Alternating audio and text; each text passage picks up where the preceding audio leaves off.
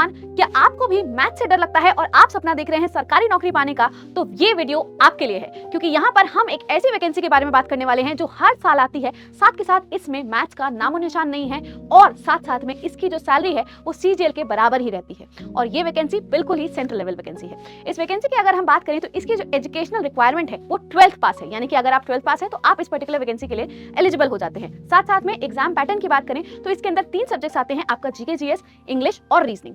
GK GS और reasoning के 50-50 question आते हैं। इंग्लिश का मेजर रोल रहता है जहां से आपके 100 क्वेश्चन आते हैं। टोटल मिलाकर के 200 क्वेश्चन आते हैं जहां पर नेगेटिव मार्किंग भी होती है और ये पूरा पेपर आपको 2 घंटे में करना होता है। इसके बाद में आपका स्किल टेस्ट होता है। स्किल टेस्ट जो होता है वो आपके शॉर्ट हैंड का होता है। और अगर हम इस वैकेंसी की बात करें तो ये वैकेंसी जो है वो एसएससी स्टेनोग्राफर की है और इस वैकेंसी के अंडर आपकी ग्रेड सी और ग्रेड डी की पोस्ट पर रिक्रूटमेंट होती है।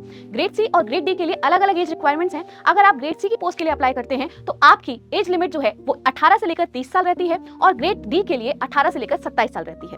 इसी के साथ साथ आपकी जो शॉर्ट हैंड है उसमें भी डिफरेंस आता है। ग्रेड डी की पोस्ट के लिए आपको 80 वर्ड पर मिनट का शॉर्ट हैंड करना होता है और ग्रेड सी की पोस्ट के लिए आपको 100 वर्ड पर मिनट का शॉर्ट हैंड जो है वो करना होता है। और अगर हम सैलरी की बात करें तो ग्रेड सी की कुछ पोस्ट के लिए जो सैलरी होती है वो 4200 और 4600 ग्रेड पे तक जाती है, जो कि आपकी सीजीएल की वैकेंसी के बराबर ही उसका बेसिक पे आता है। अब आपकी तैयारी में कोई देर नहीं होनी चाहिए और फटाफट से जुड़ जाइए इस एग्जाम की तैयारी के लिए। कैलेंडर आते ही आपके पास में डेट्स भी पता चल जाएंगी, तो फॉलो कर लीजिए।